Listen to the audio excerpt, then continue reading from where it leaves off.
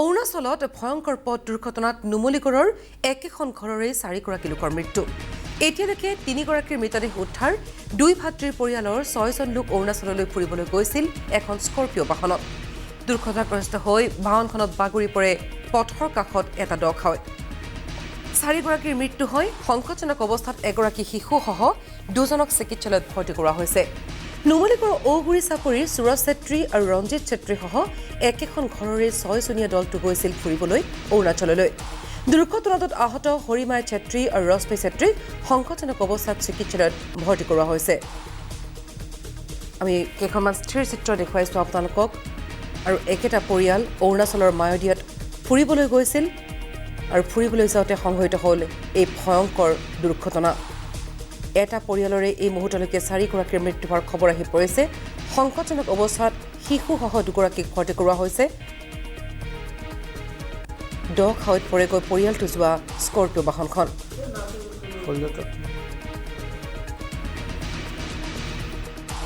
এবাৰে 10টা বজাত ৰাতি গৈছিলে আমাৰ ইয়াৰ পৰা। ভাইটি মানে মায়দিয়া যাম বুলি কৈছে অৰুণাচল, মইতো অৰুণাচল যাম বুলি। আৰু আপোনাৰ মোৰ ভাইটি 2টা, বোৱাৰী 2জনী আৰু ডাঙৰ ভাইটিৰ ছোৱালীজনী আৰু ড্ৰাইভাৰটো মাহী ল'ৰা মোৰ। পৰিয়ালেই আছিলে মোৰ। যোৱাকালি 5টা বজাত খবৰ পালোঁ যে গাড়ীখন এক্সিডেণ্ট হ'ল বুলি, মায়দিয়া বুলি জেগাত যে এক্সিডেণ্ট হ'ল, এনেকুৱা দুৰ্ঘটনা হ'ল গাড়ীখন বুলি খবৰ পাইছোঁ। তো আজি খবৰ পাইছোঁ যে ৰেস্কিউ কৰিলে 2জনক, মানে বোৱাৰী এজনী আৰু ছোৱালীজনী। সিহঁতি 2টা বৰ্তমান হস্পিটেলত চিকিৎসাধীন আছে, সুস্থ আছে। বাকীকেইটাক এতিয়ালৈ ৰেস্কিউ কৰা হোৱা নাই বুলি খবৰ একো পোৱাই নাই। আমাৰ এতিয়া বৰ্তমানে 3জন পোৱা নাই বুলি কৈছে, মানে সেই খাৱৈত পৰি আছে। বাকী এজন উদ্ধাৰ কৰিছে আৰু তেওঁ মৃত অৱস্থাত, আৰু 2গৰাকী জীৱিত আছে, তেওঁলোক ডিব্ৰুগড়লৈ লৈ আহিছে বুলি কৈছে। আৰু নিশা 10 বজাত ওলাই গৈছিল বুলি উল্লেখ কৰিছে পৰিয়ালৰ আন সদস্যই। নিশা 10 বজাত অৰুণাচললৈ বুলি ওলাই গৈছিল একেটা পৰিয়ালৰে 6জন লোক।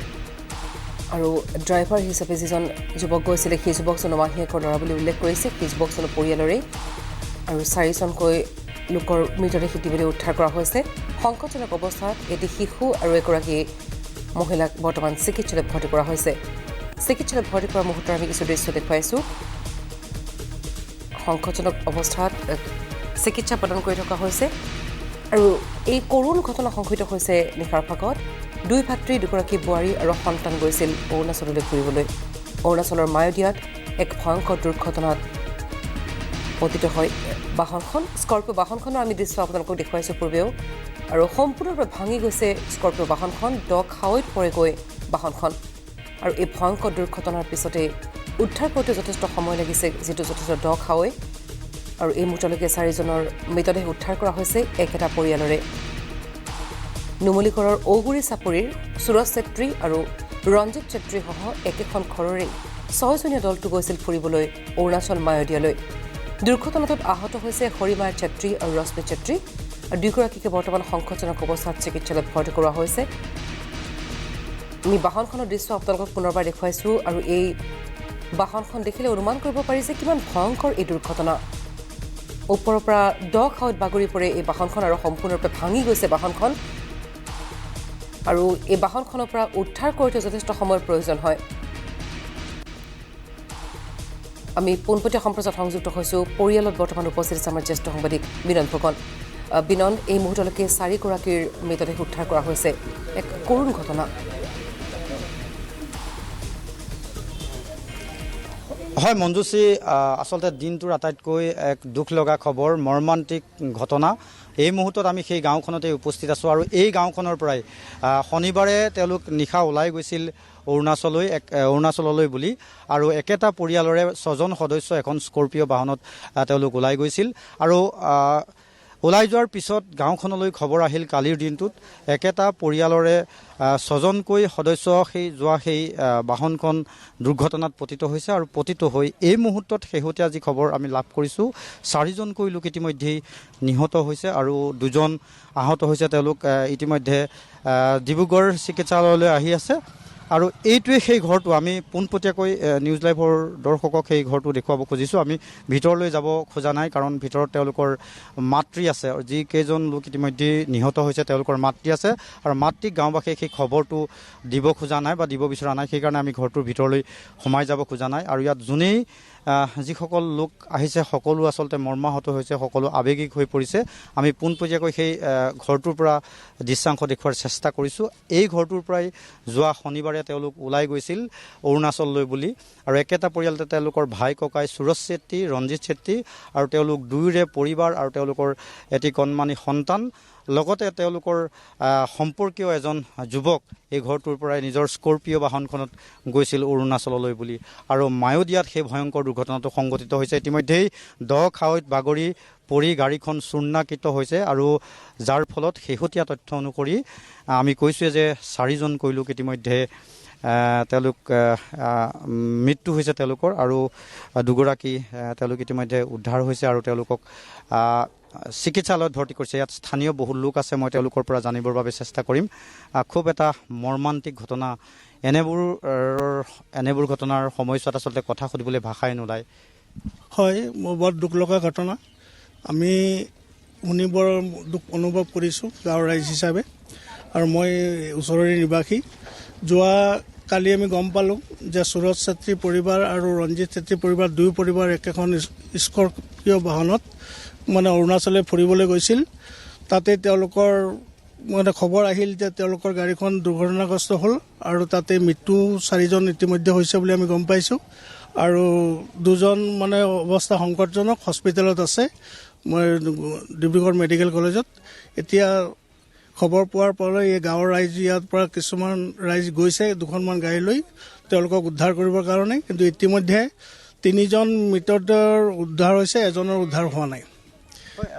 আমি উল্লেখ কৰিব বিচাৰিছোঁ যে যিহেতু আমি যি ঠাইত দুৰ্ঘটনা সংঘটিত হৈছিল সেই ঠাইৰ নিৰ্দিষ্ট থানাৰ আয়োজনৰ সৈতে যোগাযোগ কৰিছিলোঁ।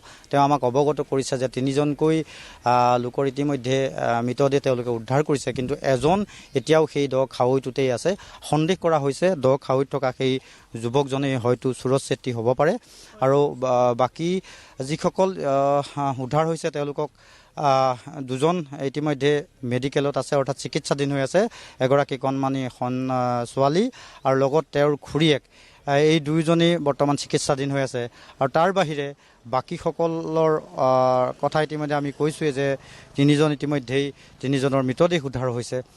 ইয়াত যোনেই খবৰটো গম পাইছে, অৰ্থাৎ এই অঞ্চলৰ সকলো লোকেই ইয়ালৈ আহিছে এই মৰ্মান্তিক খবৰটো ল'বৰ কাৰণে ঘৰখনলৈ, কাৰণ এইখন ঘৰত এতিয়া মাত্ৰ সুৰজ আৰু ৰঞ্জিত চেত্ৰীৰ মাতৃ আছে।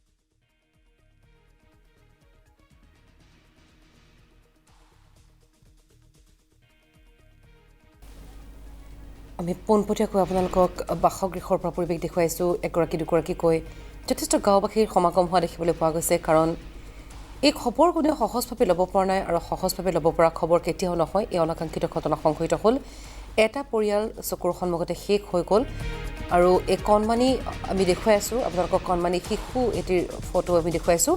এই কণমানি শিশুটি আৰু খুৰীয়েক, এই কণমানি শিশুটিৰ পিতৃ মাতৃ কোনোৱেই নাই, আৰু বৰ্তমান খুৰীয়েক আৰু এই কণমানি শিশুটি চিকিৎসালয়ত ভৰ্তি হৈ আছে, সংকটজনক অৱস্থাত আছে বুলি ইতিমধ্যে জানিব পৰা গৈছে। খাৱৈত পৰি গৈ পৰিয়ালটো যোৱা এই বাহনখন 2 ভাতৃ, 2গৰাকী বোৱাৰী আৰু তেওঁলোকৰ সন্তান, লগতে মাহীয়েকৰ ল'ৰা এগৰাকী গৈছিলে গাড়ীখন চলাই, আৰু এই ভয়ংকৰ দুৰ্ঘটনা সংঘটিত হয়।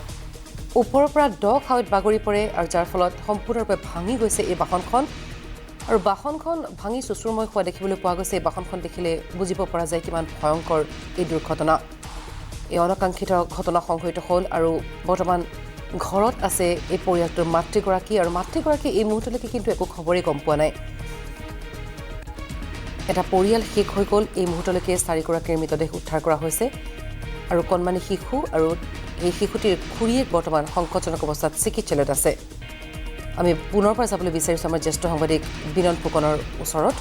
বিনন ফুকন বৰ্তমান উপস্থিত আছে পৰিয়ালটোৰ ওচৰত। বিনন, পুনৰ পৰা আহিছোঁ আপোনাৰ ওচৰত।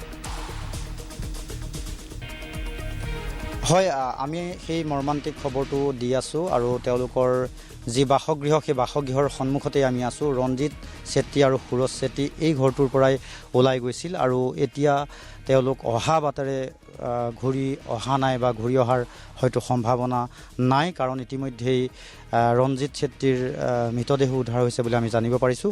সুৰজ চেত্ৰীৰ মৃতদেহ ইতিমধ্যে উদ্ধাৰ হোৱা নাই। তাত প্ৰশাসনে অৰুণাচলৰ যি মায়'দিয়া সেই নিৰ্দিষ্ট স্থানটোত প্ৰশাসনে দ্ৰুতগতিতে উদ্ধাৰৰ কাৰণে ব্যৱস্থা কৰি আছে। আমি পোনপটীয়াকৈ সেই স্থানৰ পৰা দেখুৱাৰ চেষ্টা কৰিছোঁ আৰু এজন ঘৰৰে লোক আছে, আমি তেওঁৰ পৰাও জানিবৰ বাবে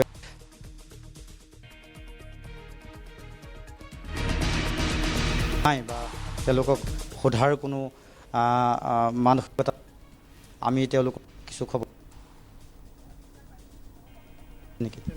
খবৰ নাই, অকল ৰঞ্জিত চেত্ৰীক উদ্ধাৰ কৰিছে বোলে, সুৰজক পোৱাই নাই, কিন্তু ৰেস্কিউ চলি আছে, উদ্ধাৰ কৰি আছে, কিন্তু উদ্ধাৰ হোৱা নাই এতিয়ালৈকে। মা সি ক্লাছ